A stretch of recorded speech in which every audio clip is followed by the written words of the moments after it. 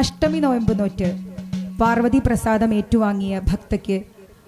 അകാലത്തിൽ വൈധവ്യം നേരിടേണ്ടി വന്നപ്പോൾ പാർവതി കാരുണ്യം മഹാദേവ പ്രീതിയായി മാറി ഭർത്താവിന് ജീവൻ തിരികെ ലഭിക്കുന്ന സന്ദർഭമാണ് ഈ പാട്ടിൽ പറയുന്നത്. പണ്ടൊരു വിപ്രവര്യനു ഉണ്ടായി വന്നാര്യം കോമളപുത്രി ബാല്യമേറവേ ബാലിക പാരം ശൈലപുത്രി പരമേശ്വരിയെ ഭക്ത്യാ നന്നായുപാസിച്ചു പോന്നു സാരം ആതീര നോമ്പതും നോറ്റു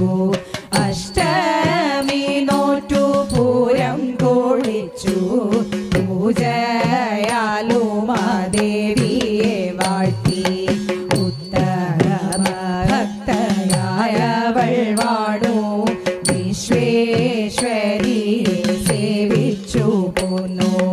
കാലം പോകെ അവളെ വേട്ടിടാൻ സത്യശീലൻ ഒരു വരനാര്യൻ വന്നു ചേർന്നു വിവാഹത്തെ ചെയ്തു കാണിടാനായി തുടങ്ങിയിടും മുന്നേ കാന്തനാകും ആ അന്തണൻ തന്നിൽ അന്തകൻ കാലപാശമേറിഞ്ഞു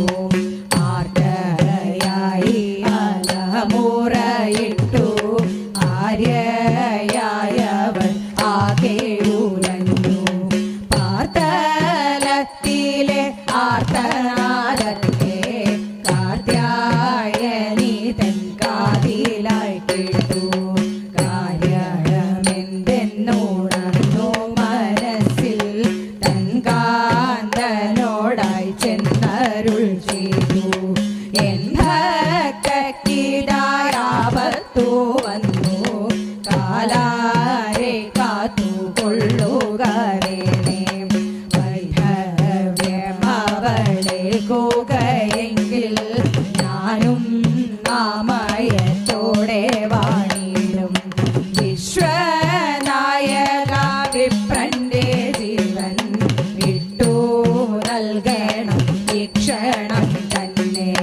യുദ്ധം ദേവി തൻ ചൊല്ലതു കേട്ടു ഈശനീക്ഷിച്ചു കാലനെ ആശു മൃത്യുദേവനന്നേരം ഭയന്നു വിപ്രജീവനെ വിട്ടുകൊടുത്തു ക്ഷിപ്രനേരത്താൽ